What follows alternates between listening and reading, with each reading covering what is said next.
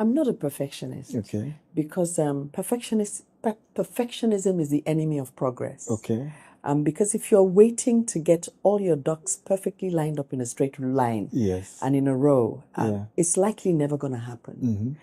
But I like to pay attention to detail. Yes, because my mother raised me to believe the devil is in the detail. So you better learn to see where it is and kick the... I can't not say that. Kick it out.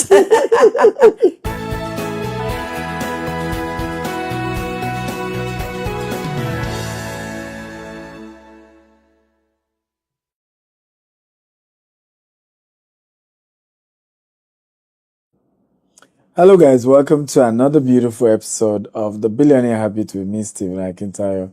And today I have a very, very special guest. Her story is so inspiring. We have, ladies and gentlemen, Adenike Ogunlesi. Adenike Ogunlesi. So you're particular about the Adenike? I am. Why? I am, because that's what makes me special. My name is Adenike, it's not Nike. It's not Nike. No, my name is Adenike. You're not one of those. This is a crown that needs to be loved and cherished. That's my name. So I noticed you're very, very detailed, with a lot of things. You're probably a perfectionist. Am I correct? I'm not a perfectionist. Okay. Because perfectionism is the enemy of progress. Okay. Because if you're waiting to get all your ducks perfectly lined up in a straight line and in a row, it's likely never going to happen. But I like to pay attention to detail. Yes, because my mother raised me to believe the devil is in the detail. So you better learn to see where it is and kick the... I can't not say that. Kick it out. Kick it out of the place. So I'm not. I don't consider myself a perfectionist. Yes. But I consider myself a woman of excellence. I like excellence. What was your mother like? My mother was of Scottish birth and origin. Married my father in the early 1960s and came to Nigeria holding me on a boat. Wow. I think it was called the something Dempster in those days. Wow. My parents met in Oxford. Wow. My father was a medical doctor, and my mother was the director of the Ashmolean Museum in Oxford. Okay. So that's where they met. Wow. And had me. So my mother was a deeply spiritual woman, not a church-going, Bible-carrying kind of spiritual woman. Yeah.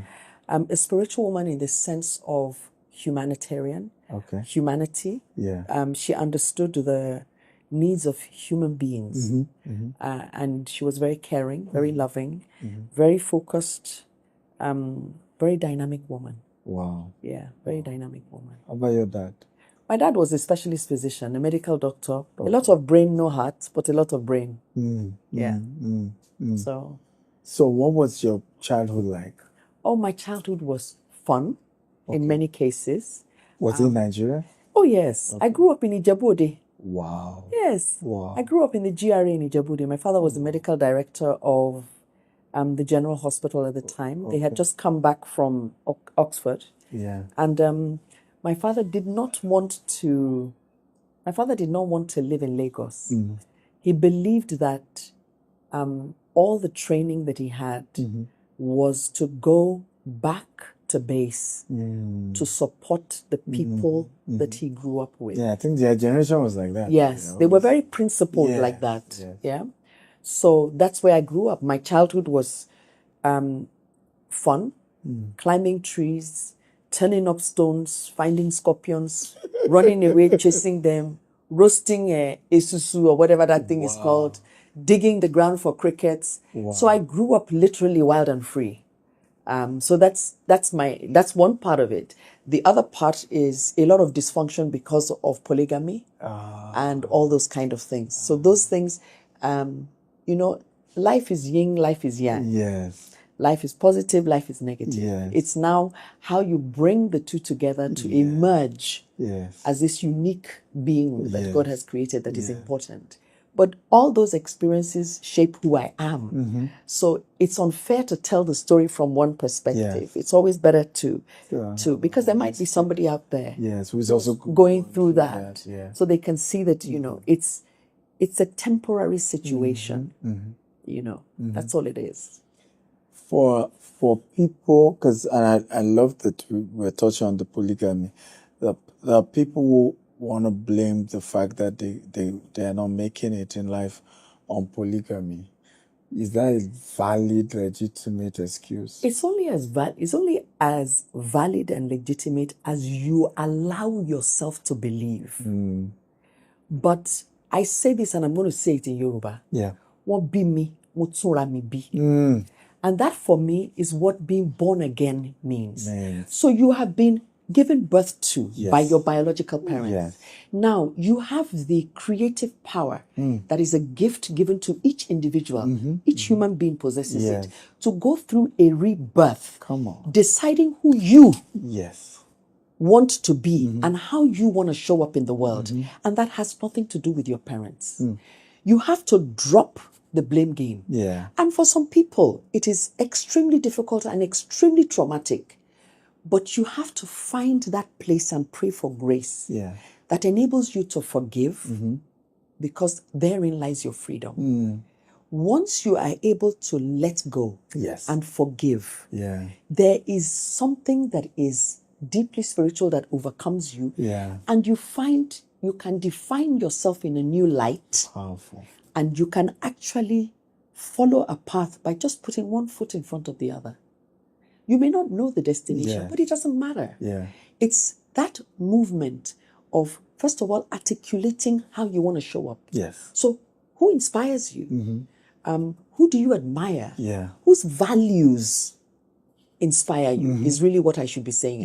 Whose values inspire you, and you want to emulate that person, the way they live their lives, the way they conduct business, the way they treat people, the way they manage their relationships, the way every time you see them, they have grown, because personal growth is a value for them.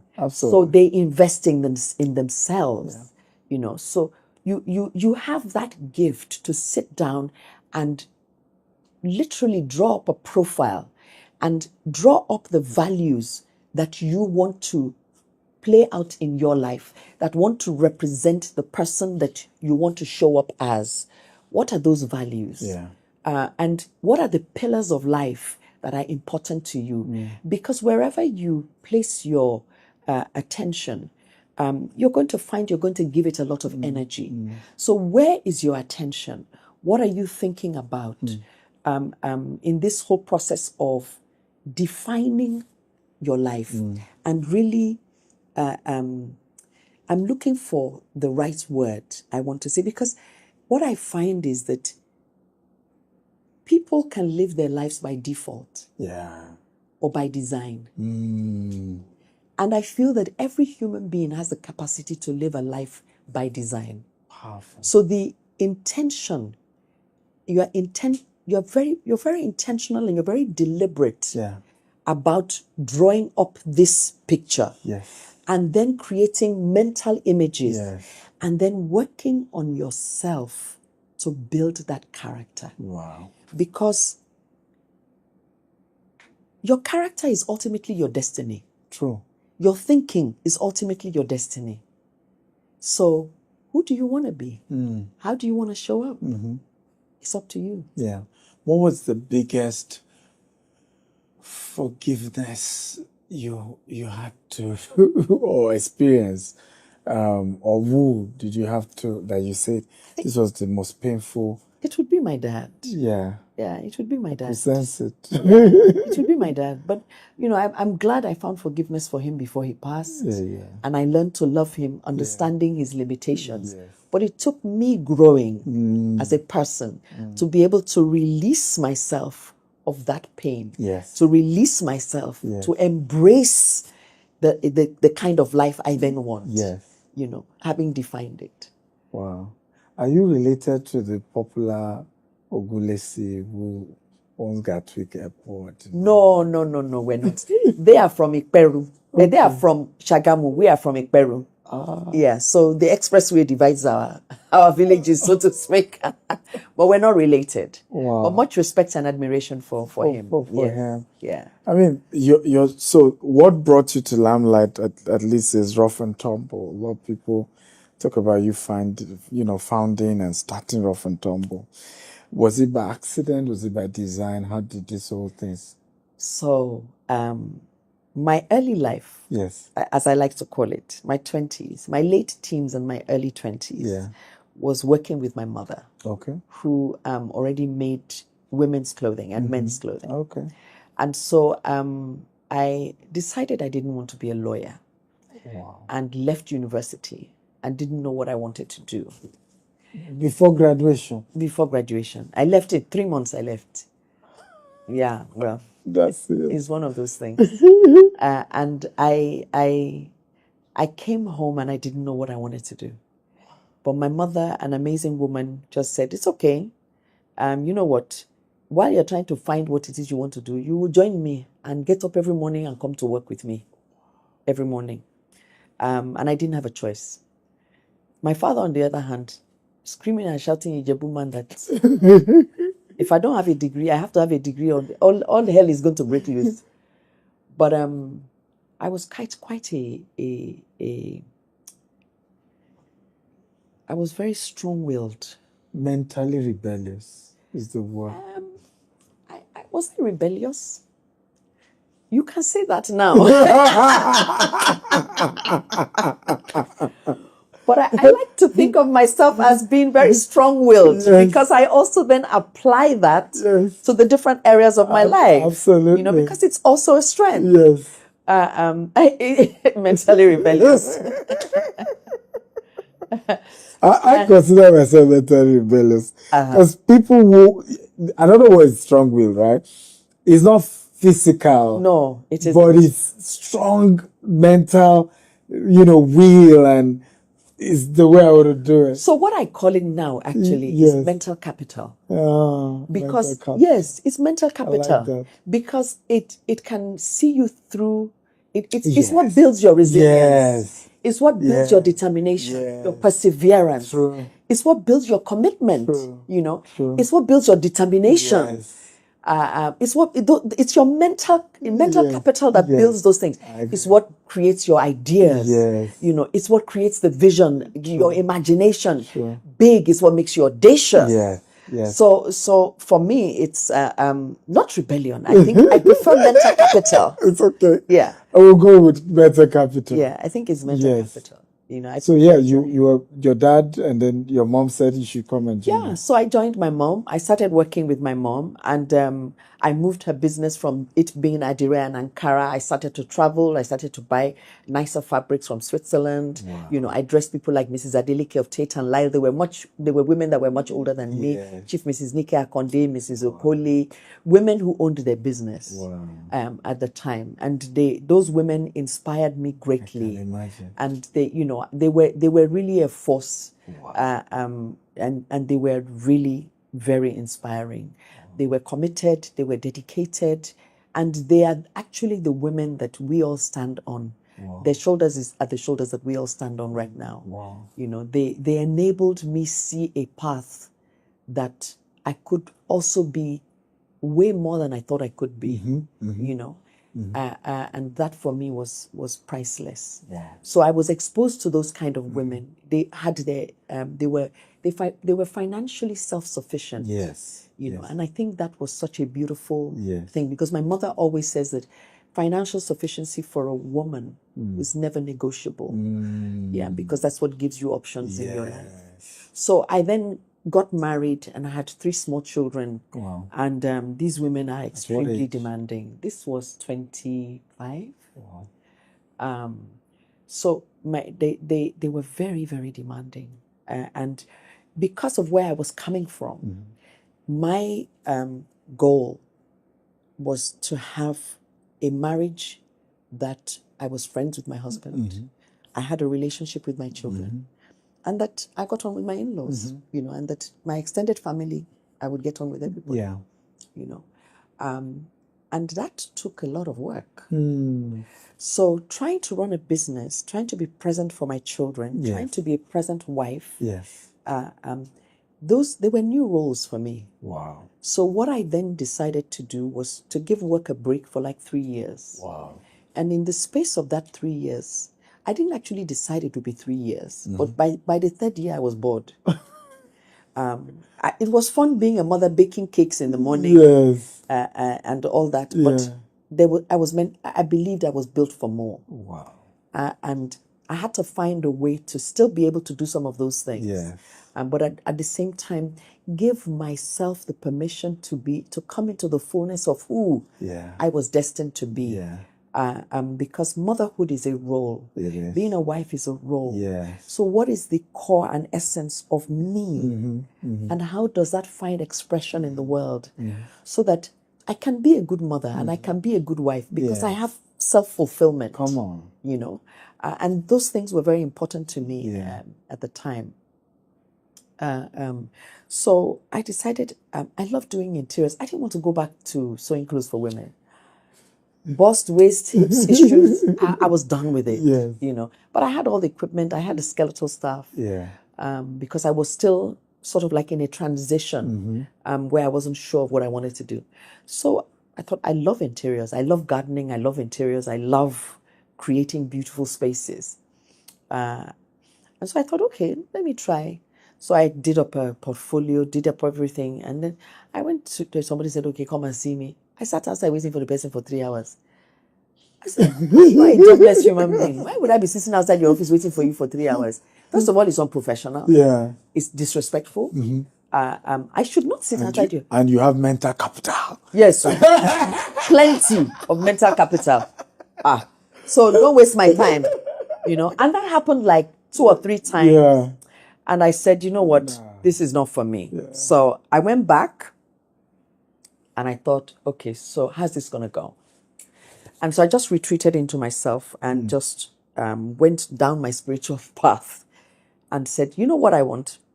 I said to God, I said, you're going to give me work that people are going to come and look for me. Wow. I'm not going to look for anybody. Wow. People will look for me and I will build a reputation that will make people look for me. And how I was going to do that, I didn't know. Yeah. You know, but the fascinating thing about the human mind and the human subconscious is if you have a plan and if you have clarity in terms of what you see, exactly, it's amazing how things just begin to open up for you, you know? And then suddenly my neighbor then says to me that we were having that conversation earlier. Yes. And Mrs. Bemi Shashore, she then says to me that she's having this thing called a teddy bear festival. Yeah. I said, oh, Bemi, you and your fizzy, what's all this? I don't think we called it a fizzy then. We just called you and your Ajabota behavior. Yes. What is all this about a teddy bear festival? Oh, children are going to bring their old teddy bears and we're going to see whose teddy bear is the oldest. I said, so is that a thing? She said, yes, it is. Okay, all right. But she's going to sell stalls. Yes. And she's looking for somebody to make children's clothes in Ankara and Adire. I just said, you're looking at the person. Because I still had the skeletal stuff. Yes. I had 3 small children. Yeah.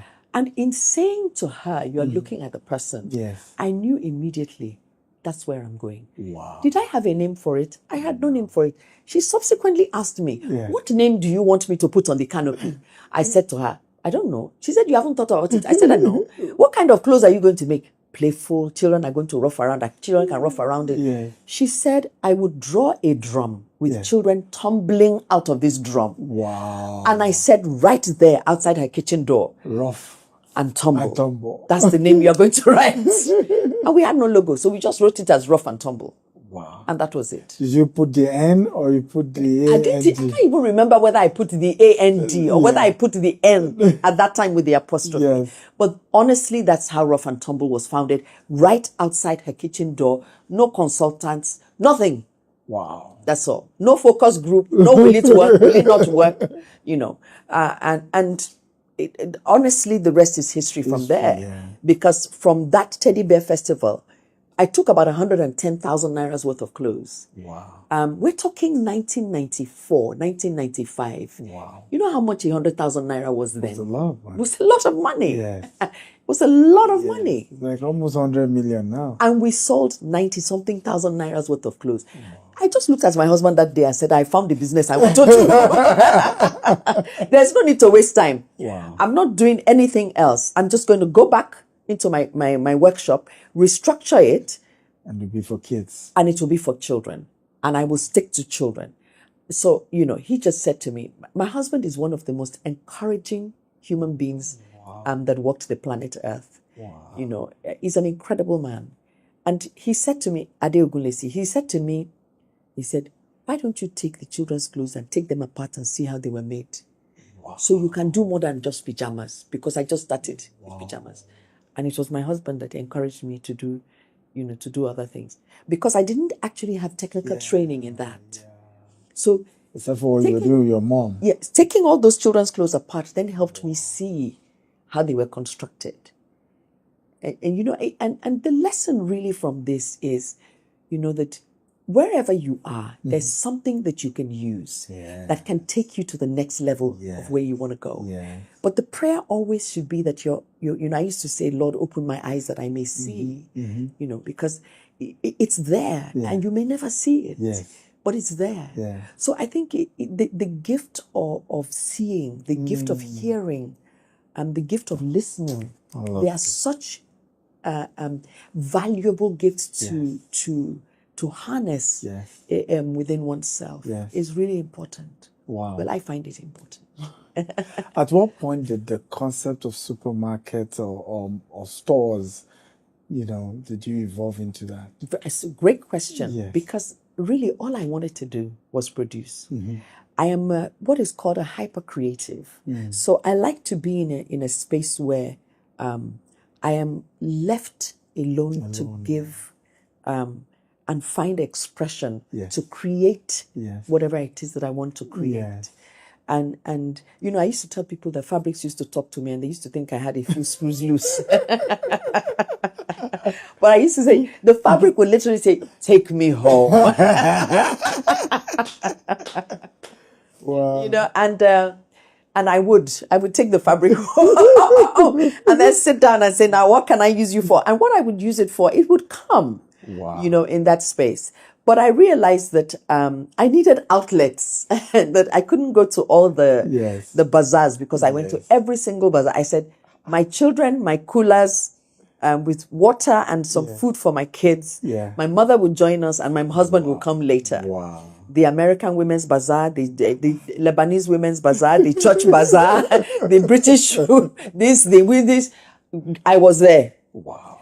But it wasn't a sustainable model. Yes, it was. So I then said, okay, let me see who has supermarkets. And the biggest supermarket at the time was Park and Shop.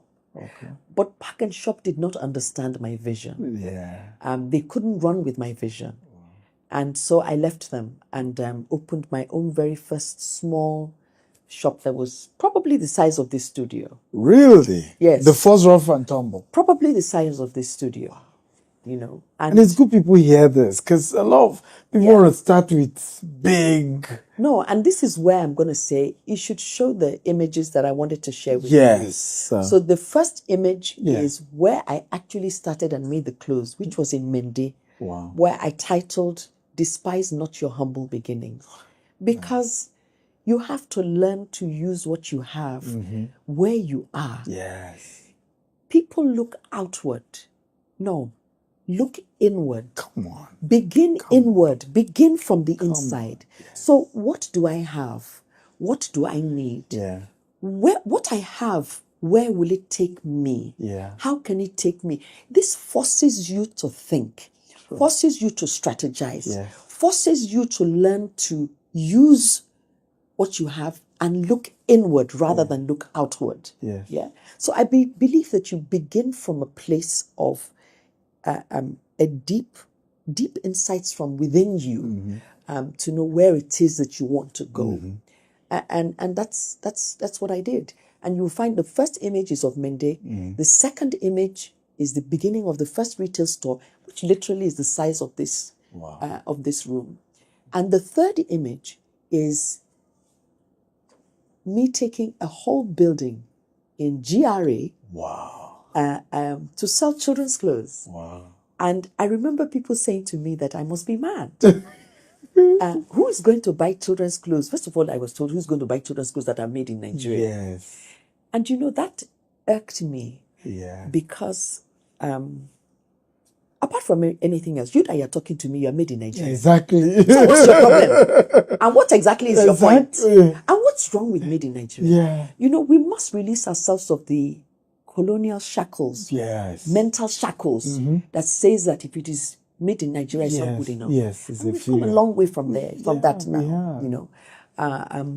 We've come a long way from that, and I'm truly grateful. Our food, culture, everything, and that for me is a big win, So I took this whole building in GRA, and it's so funny how it happened. The building was there all the time; it was empty, and I never saw it.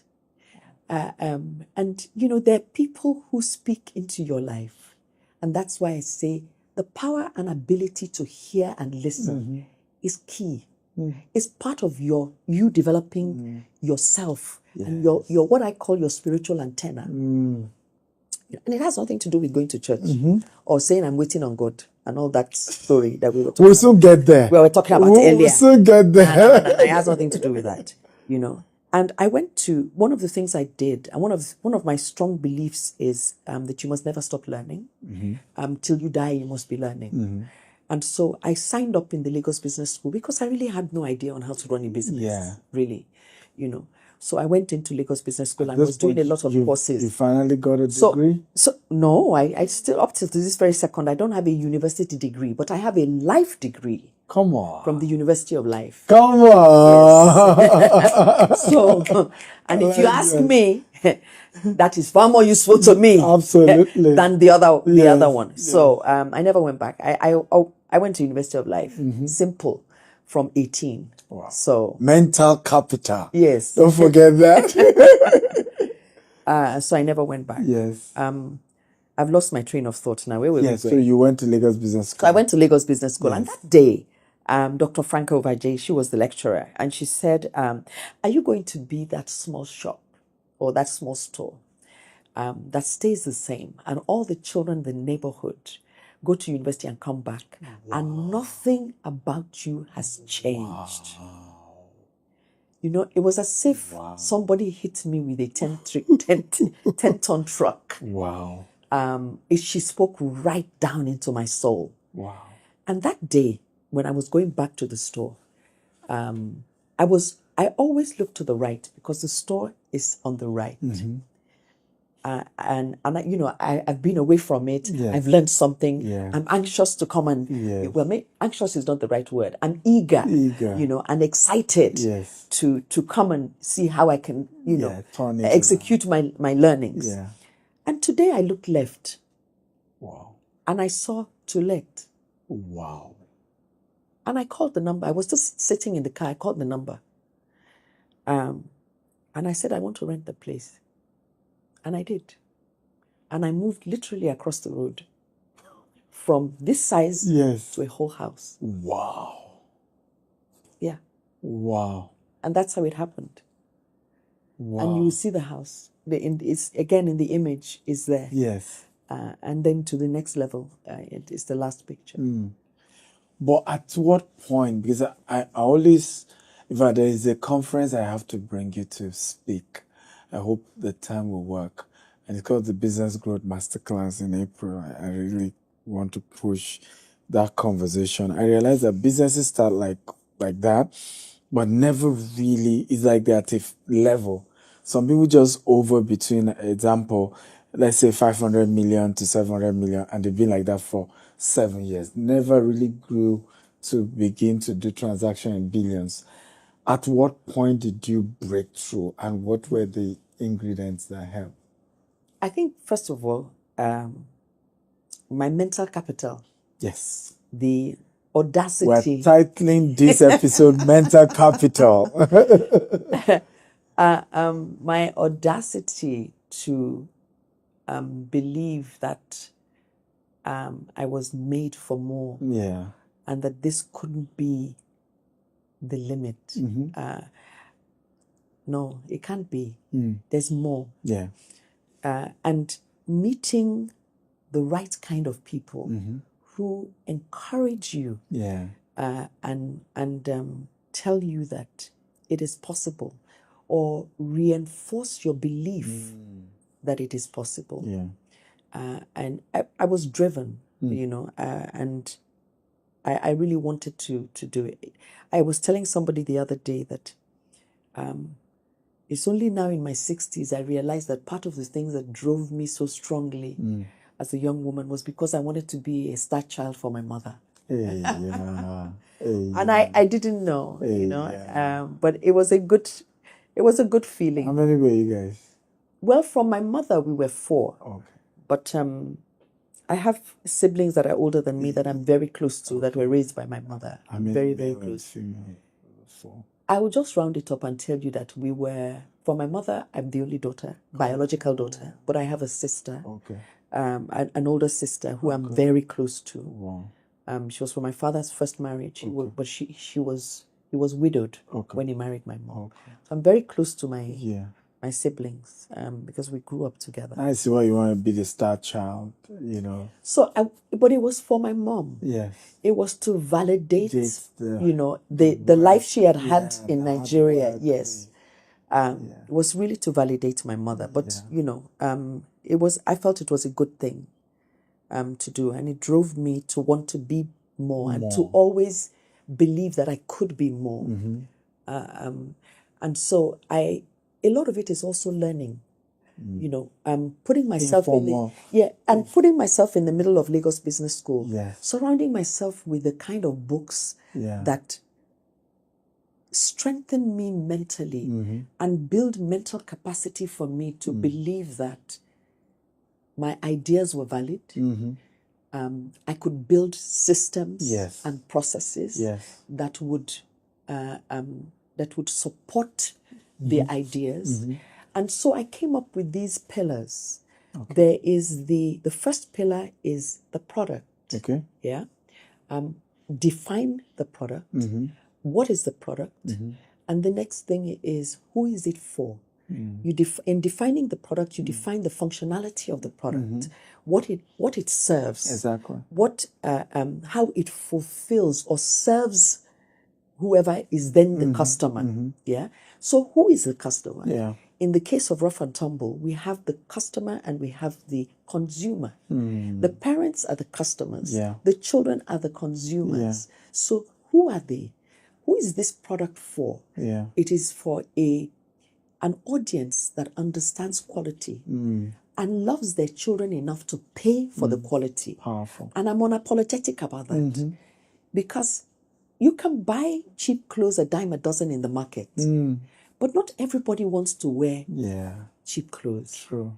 Some people feel their children are so special, they're such a gift, that they simply just want to give them the best of what they didn't have. So what are those emotional connections that you build between the product and the customer and the consumer? Powerful. Now, you do that, then is your people. You can't scale a business without people. And the business is about people. Yes. Full stop. Period. The right people doing the right things at the right time, moving the machine forward. And that is a difficult thing to achieve. Because people come and people go. People come and people go. And it can be extremely frustrating. That you invest in people, you train them, you change their perspectives of life, and then they resign and they go. But what I believe is, in the process of all these ups and downs and adversity, what kind of leader do you want to be? And coming to a place where you define the kind of leader that you want to be, whether you want to trust. You can't scale a business without trust. Yes. You can't scale a business without accountability. Yes. You can't scale a business without responsibility. Making the people you put in charge accountable. Accountable, exactly. Them taking ownership and owning and becoming responsible for the outcomes that they will have. Absolutely. Now, for you to be able to do that, you need systems and processes that have to be in place that will guide whatever the KPIs are, whatever the OKRs are, whatever they are, it will guide those things so people know what to do. Now, when you have the mentality of a one-man business, you cannot scale a business where you hold all the keys. You hold everything. Everything is around you. You are not ready to go to the next level. True. When you are ready to go to the next level, you will release. Will you be disappointed? Yes. Will people steal from you? Yes. You lose control. Yes. But this all is part of the experience that you have to decide whether this thing is worth me going on to the next level. Or you know what? You know where I am, this thing pays my bills. I'm okay. And that's okay. But I wanted to be a woman that was a woman of impact. Yes. A woman that is a force for good. Yes. A woman that, you know, you look back and you've built something. When I look back now and I go somewhere and people are wearing Nigerian, you know, they're wearing Ankara, they're wearing Adire. It's almost like we birthed a whole movement. Yes, yes. And there's the generation of Tiffany Amber Folake Coca. There's the generation now of Dilab. It's incredible to look back and watch this generation of Nigerian fashion designers playing at a global level. Wow. It is incredible. Wow. But if I didn't dare, if I didn't say we can have a Nigerian brand, Nigerian fashion brand with retail outlets, 13 retail outlets, an e-commerce platform. Yeah. Wow. Who paved the way? Yes. Who would have paved the way? Yeah. So I think it's incredible that I was privileged to be a part of that legacy. For me, it is one of my life's highlights. You know, I really feel really humbled by that experience. So those are you put those systems in place that then guide people. Then there's finance. I always say that money has a language, and I'm sure that you know that better than I do. I'm not sure. Money, you've written a lot of books on it. That's why I say that. Money has a language. Yes. True. And it's important to understand the language of money. How it speaks, how it acts. True. And what you need to do. Yes. So that it doesn't control you, but you control it. And you learn how to use it. And use it not only for yourself, but use it to build people. Yeah. It's very important. So understanding finance and its place in business is very important. Then technology. We have 13 retail stores across Nigeria. I don't go to any of them. Wow. But from the support center, we can see into every single location. Yes. We can see, we have software tools, and this is part of mental capital. You have tools, you have knowledge, and you have to deploy tools that enable you run your business properly. True. And technology affords you to do this very well. So we have tools we use. We have Udo, we have ERP systems, we have cameras that are in all the locations that are looking. So from the security center and the support center, you can see into every store. With the ERP solution, you know the transaction to the minute, to the second. Yes. You know the transactions. So you have data. You have all this information that is powerful. That then again, you mine to support the growth of the business. You have to understand why you're gathering information. Yes. It's not just for the sake of it. So you have technology. And the other thing that you have is in all of this, I've said systems, processes, and technology and finance pillars. Yes, in all of this, you have to come to a place where you give back, which is very important. And under that giving back are also all the sustainable goals, where you are making sure that the people you employ, they're in a healthy environment. It's a mentally healthy environment, physically healthy environment. That women are treated with dignity. They're pregnant. When they're pregnant, you know, you give them the time that they require for all those things. And then who are you impacting outside of that? And one of the most important impacts that we do is we go to a local school, and because we make uniforms, we produce school uniforms for all the children. Wow. Sometimes there's 400, sometimes there's 500 of them. And we give them a brand new set of uniforms, brand new pair of shoes, and a brand new pair of socks. And these are children whose uniforms are held together by safety pins, that the thread is bare. There are holes in the uniforms. And when you look at the images of the before and the after, if you ever feel depressed, just look at those children and just think that, you know, it was just something that was made. It was just clothing that gave them so much joy. And you know, children can't hide joy. Their eyes, you know, big and bright and bold. Their smile, their teeth half gone, half there. You know, it's just beautiful. Their innocence and the beauty of childhood, you can see it in them. And that for me is fulfilling.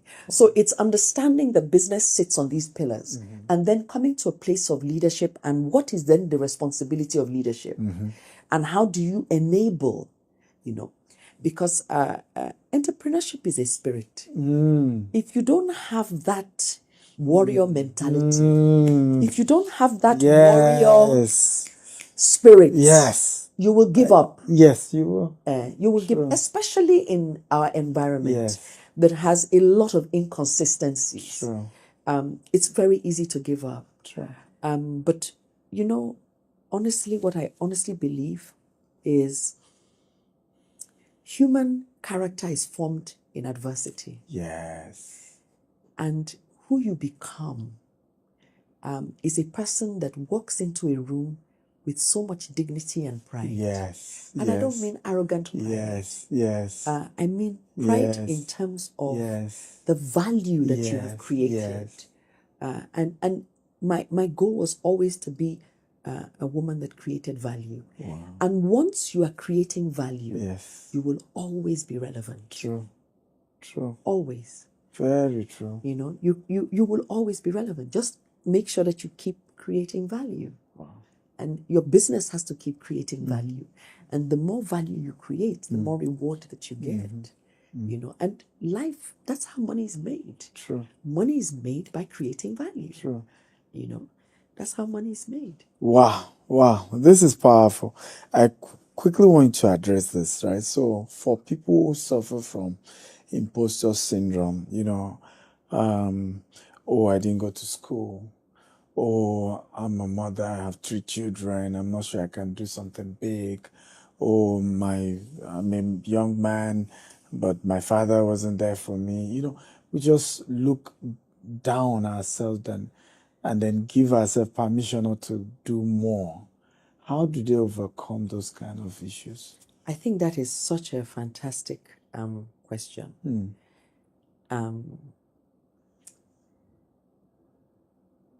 The first thing to understand is that success doesn't know your circumstance. Doesn't care about your circumstance. It doesn't. It doesn't know gender either. It doesn't. And doesn't care about where you are coming from. What success is interested in is the present moment now. Today. What do you want? Articulate what you want. Something in your spirit can say, is that you writing all this nonsense? Tell it to sit down. That you are not interested in what it has to say today. Sit down with your pen and paper. Come on. Now. This very second. And write what you want. Full stop. Write what you want. Because if you don't know what you want, you can't go anywhere. Full stop. But if you know what you want, you will find you will begin to pick up different things that will begin to create a path for you. You will meet somebody who will say something. You will meet this person who will say this. So you must understand this. And I want you to write this down wherever you are. I want you to write this down. I am not defined by my circumstances, but I have within me, as a unique expression of my Creator, the power to create my own experiences. I am not defined by my circumstances. I grew up in Ijebu. I don't have a university degree. My friends will kill me for saying this. They always make noise. Why are you telling everybody that? I don't care. It doesn't define me. Yes. Those are not the things that define me. Yes. You have the power within yourself, and you have the choice to either live in the past and in the pain of the past, or to release yourself of the pain of the past and begin from where you are, where you sit right now with a clear blank sheet of paper and say, what do I want? So powerful. And write down what you want and begin to create mental images of those things that you want. And it's free. Totally. It costs you nothing. Totally. To just imagine. It's within your control. Yes. Full stop. Yeah. For me, I think as human beings, we have been socially conditioned to forget who we are so that we can conform and become like everybody else. And I think we must pray for an awakening. Yes. And that's why I admire the work that you're doing. Thank you. We must pray for an awakening. Yes. Because we must awaken the young generation. True. Not to look at all that is wrong, but look to what can I create? Yes. And what can this thing that I want to create, how will it serve people? Who will it serve? Because there begins the creation of value. In the creation of value, money is an outcome of the creation of value. Yes. But if you are not creating value and you want money, it's not going to happen. It's a dream. Wow. And it's not even a dream that's like Joseph and his many technicolor codes. It's not even that kind of a dream. It's just wishful thinking. Yes. You know. So I want you to understand the power of now, the power of coming into this present moment and the control that you have in this present moment, and how you can begin to shape your own destiny by the things you are thinking, by the words that you speak, by the kind of things you listen to, the kind of music that you listen to, the kind of books that you read. It's free. It's never been easier to change your life than now, because information is free on YouTube, on everywhere. There's information. There's information that can help you move from where you are to where you want to go. But you have to make that decision and make the choice to move, to take one step, to begin by writing, what do I want? Where do I want to go?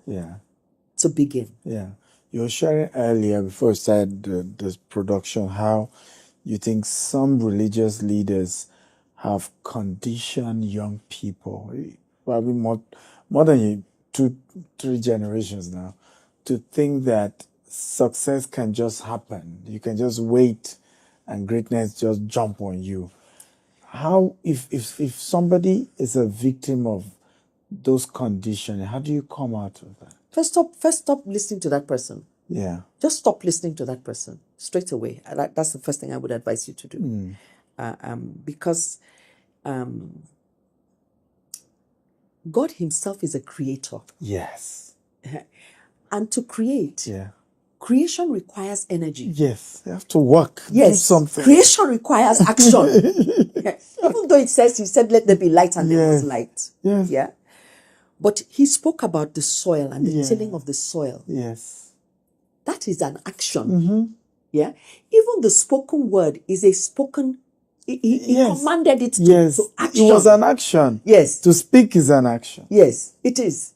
So when you sit down and somebody tells you that everything will fall down from heaven, just you wait. But I'm flying in a jet. You don't have enough money for transport. You are living under subhuman conditions. I have a problem with that. So stop listening to that person. And take back your power. You have a lot more power than you know. Stop being a victim. And a victim mentality is the mentality that is a complete cop-out. You have given up. You don't want to do that. Yeah. You don't want to give up. Because the act of giving up reinforces your victim mentality. I need to drink water. Yes, please. Again, mental capital. For me, a lot of what I'm seeing here is the willpower, the power of the mind, and how you can just, in your mind, be extremely dogged. Absolutely. But it's also, your mind is made up of your life's experiences and what you expose it to. Yeah. So if you expose it to the right food or the right ingredients, subliminally, it will begin to shape the way you speak and the things that you see. And then subsequently the actions you take. And that's why they say that your thinking, as a man thinketh, so is he. So your thinking is your destiny. So what are you thinking? You're thinking about a stepmother that died. Yes, that treated you badly as a child. Or a father that has rotted in the grave that treated you badly as a child. Yeah. Let it go. Let it go. Let it go. Yeah. Free your soul. Yeah. You are a unique expression of the Spirit of God on earth. Free your soul. Please say that again. You are a unique expression. Wow. You're a unique Spirit of God on earth. Of the Spirit of God on earth. Wow. That's who you are. I don't divorce my spirituality. I said entrepreneurship is a spirit. Yeah. I'm a human spirit in this human body. Yes.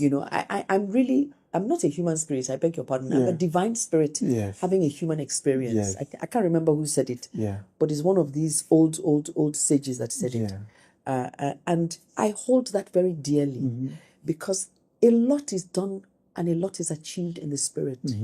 A lot of wars are fought. The battle of the mind is a battle in spirit. Yes.